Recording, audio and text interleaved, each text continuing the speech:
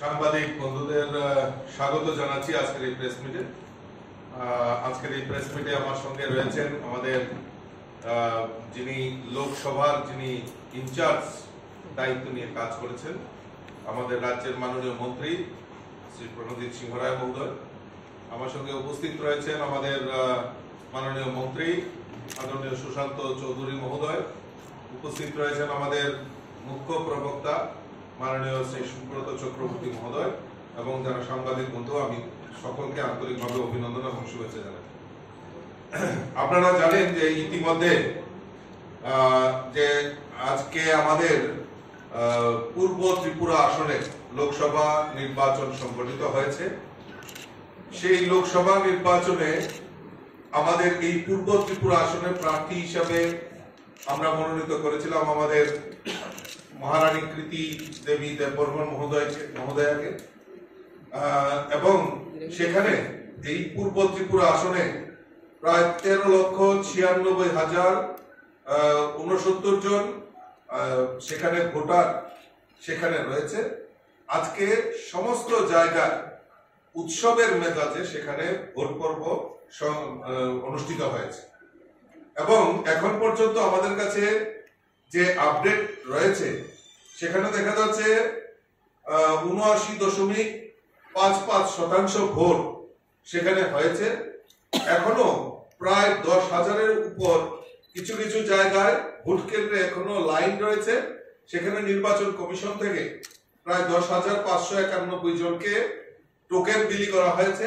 যদি সেই এভারেজ ধরা হয় তাহলে আমাদের এই রাজ্যের পূর্ব ত্রিপুরা আসনে 80.31% মতদাতা ভোটদাতা সেখানে তাদের ভোট প্রয়োগ করেছে।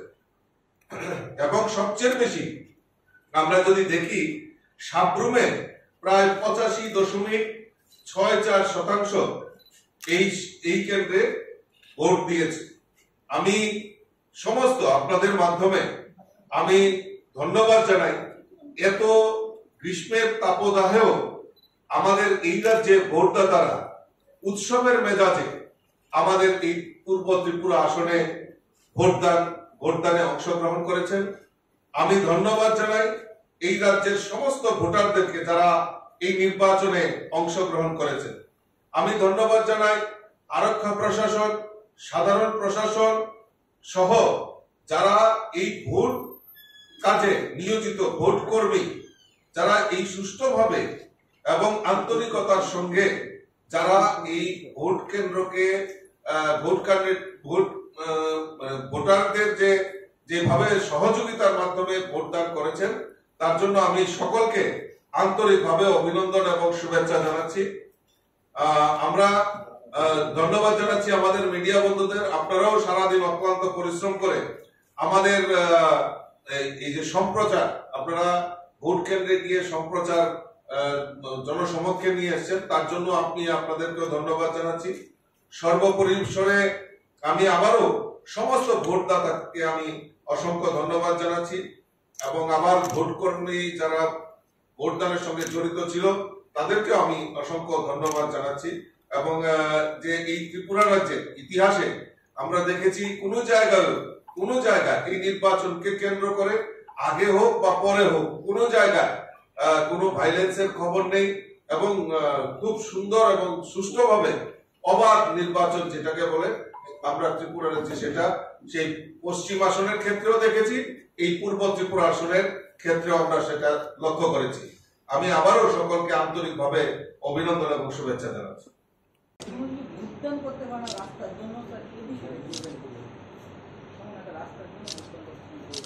দেখুন, এই ব্যাপারে আমাদের কাছেও খবর রয়েছে।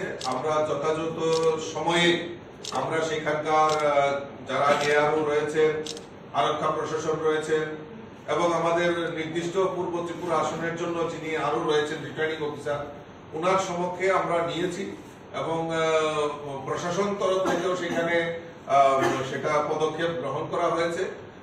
পরবর্তী সময়ে সেগুলি আমাদের গোচরে আসার পর আমরাও উদ্যোগ গ্রহণ করেছিলাম, কিন্তু যেখানে রাজ্যের প্রায় 80% মানুষ ভোটদান করেছেন সেই সমস্ত জায়গায় তারা যদি সেই ভোট বয়কটের মাধ্যমে একটা অশান্তির বাতাবরণ তৈরি করেন, সেটা পরবর্তী সময়ে আমরা দেখব। কিন্তু আমরা চাই এই রাজ্যের মানুষ যেভাবে এই গ্রীষ্মের তাপদাহকে অপেক্ষা করে রাজ্যের মানুষ উৎসব এবং উদ্দীপনার সঙ্গে ভোট দিয়েছেন, তো এটা আমাদের কাছে সবচেয়ে বড় নজির সৃষ্টি হয়েছে।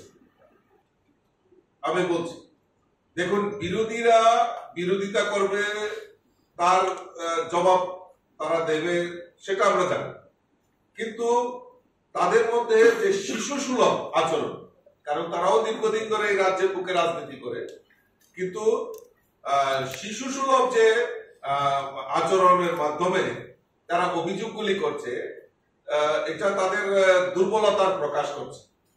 শাসক দলের বিরুদ্ধে যেভাবে বহিঃপ্রকাশ করছেন, যেভাবে তারা মন্তব্য করছেন, সেটা একদম টোটালি ভিত্তিহীন এই কারণে, কারণ আমরা যদি নির্বাচনের প্রচার, আপনারাই এই প্রচারে অংশ নিয়েছেন, আপনারা জনসমক্ষে নিয়ে এসছেন, মানুষের সামনে তুলে ধরেছেন, এই নির্বাচনের প্রচারেও আমরা দেখেছি তাদের কোনো ভূমিকা ছিল না, এবং সেখানে তাদের পায়ের তলার মাটি নেই। বিভিন্ন অভিযোগ করে শাসক দলকে বিভ্রান্ত করা এবং মানুষকে বিভ্রান্ত করা তাদের প্রয়াস করেছে।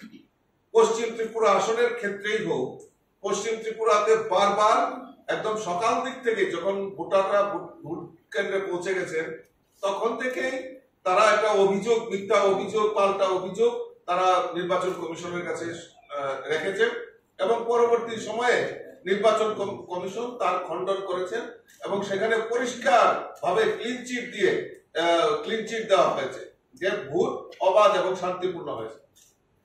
পূর্ব ত্রিপুরার ক্ষেত্রেও আমরা দেখেছি বিভিন্ন জায়গায় যে তাদের নেতৃত্ব, আমি সকাল থেকে লক্ষ্য করছিলাম, সোশ্যাল মিডিয়াতেও দেখছিলাম, তাদের বহু নেতৃত্ব এই ভোট কেন্দ্র থেকে বের হয়ে তারা অবাধ শান্তিপূর্ণ ভোট হচ্ছে তার ক্লিপ আমরা দেখেছি সোশ্যাল মিডিয়াতে। তো কাজেই আমরা যে জিনিসটা আমরা জানতে পেরেছি, এবং যেখানে যেখানে যা পদক্ষেপ নেওয়ার, সেই প্রশাসনই হোক আর নির্বাচন কমিশনই হোক, সেটা পদক্ষেপ নিয়েছে, এবং তাতে কোন রকম সন্দেহের বাতাবরণ নেই, এবং অবাধ শান্তিপূর্ণ ত্রিপুরা রাজ্যের একটা নজির সৃষ্টি হয়েছে।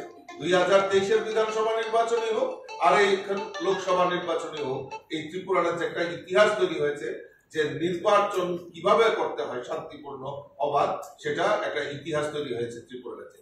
তা আপনারা জানেন যে সারা ভারতবর্ষের মধ্যে আমাদের এই ত্রিপুরা রাজ্যে গত পশ্চিম ত্রিপুরা আসনের যে ফার্স্ট পেজে প্রথম দফায় যে নির্বাচন হয়েছে, সেটা ত্রিপুরা রাজ্যে একটা ইতিহাস তৈরি হয়েছে। সারা ভারতবর্ষের মধ্যে ত্রিপুরা রাজ্য প্রথম হয়েছে।